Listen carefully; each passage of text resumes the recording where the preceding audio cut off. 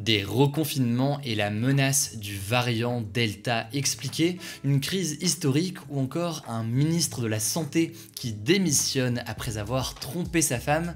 J'espère que vous allez bien, on est parti pour un nouveau résumé de l'actualité du jour en moins de 10 minutes. Et au passage, c'est un résumé que vous êtes de plus en plus nombreux à suivre chaque jour. Donc merci beaucoup du fond du cœur, au nom d'ailleurs de toute l'équipe, pour votre confiance. Pour ceux qui ne sont pas encore abonnés et qui veulent nous soutenir, pousser ce genre de contenu sur YouTube, évidemment n'hésitez pas à vous abonner si jamais c'est pas encore le cas. Et puis voilà, je crois que j'ai tout dit, on peut commencer sans plus tarder avec la première actu. Alors on va parler du variant Delta donc dans quelques instants, mais on commence rapidement avec les résultats du second tour des élections régionales et départementales. Ça s'est passé donc ce dimanche et on va faire un petit point pour comprendre ce qui s'est passé. En fait c'est un cas de figure qui est très rare, tous ceux qui étaient présidents de région jusqu'ici en France ont été réélus, ce qui veut dire donc notamment que la droite du parti Les Républicains et la gauche du parti Socialiste ont conservé toutes les régions qu'ils dirigeaient depuis 2015. C'est donc quelque chose d'assez inédit.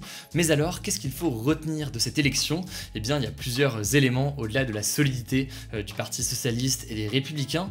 Premièrement, ce qu'il faut retenir, c'est que l'abstention était encore une fois massive. Elle était en fait de 65,7% selon une estimation Ipsos Sopra Steria. 65,7% des électeurs qui ne sont pas allés voter, c'est un petit peu moins qu'au premier tour la semaine dernière puisqu'on était à 66,7%, mais ça reste immense et beaucoup plus qu'en 2015 où à ce moment-là le taux d'abstention avait atteint les 41,6%. Il y a donc plusieurs raisons qui peuvent expliquer cette abstention. Certains disent que c'est le déconfinement, certains disent que c'est un désintérêt pour l'élection ou encore un rejet des politiques. Quoi qu'il en soit, donc le résultat c'est le suivant, l'abstention est massive. Deuxième chose à retenir, il y a deux grands perdants de ces élections. Il y a d'abord le Rassemblement national de Marine Le Pen qui n'a remporté aucune région et dont le vote est en recul par rapport à 2015. Et puis il y a aussi le parti d'Emmanuel Macron, La République en Marche, qui n'a remporté aucune région en France métropolitaine,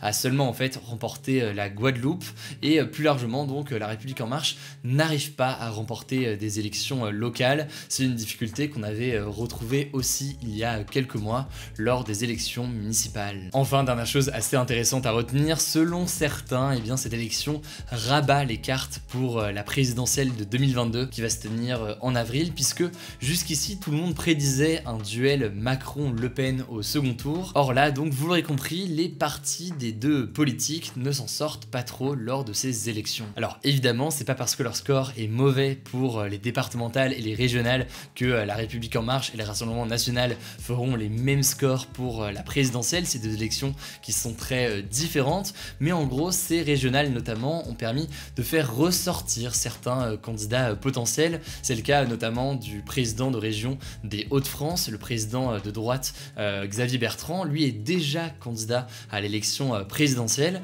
mais c'est le cas aussi notamment de Valérie Pécresse, la présidente de droite d'Île-de-France, qui elle-même pourrait aussi se présenter potentiellement à l'élection présidentielle. Enfin, suite à ces élections régionales notamment, certains réaffirment qu'une alliance de la gauche pour la présidentielle est possible. Ça fait suite à quoi? Ça fait suite notamment à l'alliance qu'il y a eu au second tour en Île-de-France où les écologistes, le Parti Socialiste et la France Insoumise se sont réunis pour soutenir au second tour le candidat écologiste Julien Bayou. Alors ça n'a pas suffi pour battre la présidente de droite de la région Valérie Pécresse, mais donc ça donne envie à certains de reproduire tout ça pour l'élection présidentielle en 2022. Bref, vous l'aurez compris, ces élections locales ont quand même un avant-goût de présidentielle puisque ça se tiendra donc en avril 2022.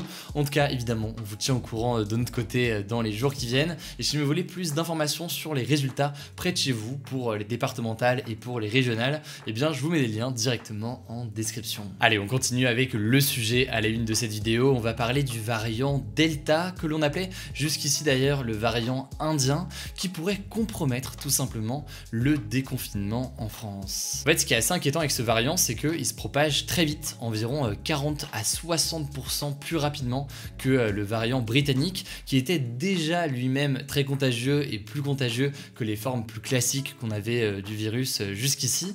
Et du coup, certains pays qui avaient terminé ou presque terminé leur déconfinement se retrouvent à devoir faire machine arrière et à rétablir donc certaines mesures mesures contre le coronavirus. En l'occurrence, c'est le cas notamment de l'Australie qui vient de reconfiner pour 2 semaines les 5 millions d'habitants de la métropole de Sydney, et ce alors qu'un chauffeur qui transportait des gens depuis l'aéroport a contaminé 80 personnes. Autrement dit, il est plutôt au taquet, on va pas se mentir. En voiture tout le monde! Et ça illustre donc à quel point ce variant Delta est contagieux. Dans le reste du monde, en Afrique du Sud par exemple, qui est le pays le plus touché par ce variant Delta sur le continent africain, eh bien le président sud-africain a annoncé ce dimanche le stade 4 de l'alerte sanitaire, soit pour faire très simple, le dernier stade avant un confinement total. Et en Russie, la situation est aussi très critique puisque la capitale Moscou a compté dimanche son pire bilan depuis le début de la pandémie, avec 144 morts officiellement dans la ville de Moscou en 24 heures. Par ailleurs, autre exemple côté européen, il y a plusieurs pays comme le Portugal ou encore le Royaume-Uni qui ont ralenti leur déconfinement en remettant notamment les masques en intérieur, puisque dans ces pays-là, le variant Delta est devenu majoritaire sur le territoire. En France, eh bien, c'est plus tranquille que la situation au Royaume-Uni, puisque le variant Delta représente environ 10% des cas, mais il continue à se propager ces derniers jours, et donc la question qui se pose logiquement, c'est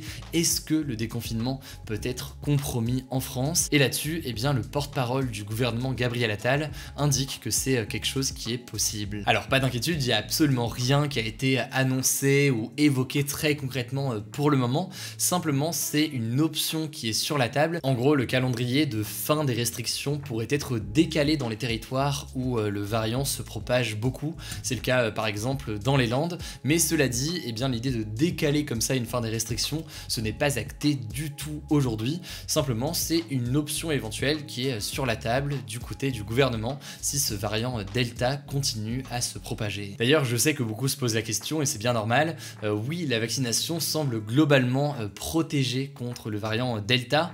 En revanche, d'après les premières études qui ont été communiquées notamment par l'Institut Pasteur, on peut être facilement contaminé par le variant Delta avec une seule dose de vaccination, d'où l'intérêt donc de bien faire les 2 doses. Bref, voilà donc pour ce petit point sur le variant Delta. C'est un sujet qui est important puisqu'il pourrait avoir potentiellement des conséquences. Ça dépendra aussi de comment évolue la vaccination en France et si la vaccination va suffisamment vite pour ralentir la propagation de ce variant. Affaire à suivre donc logiquement dans les prochains jours. Je vous tiens au courant sur cette chaîne YouTube, mais aussi sur Instagram dans les résumés quotidiens d'actualité qu'on poste chaque soir vers 18 h. Alors c'est donc l'heure des actualités en bref et on commence avec cette première information.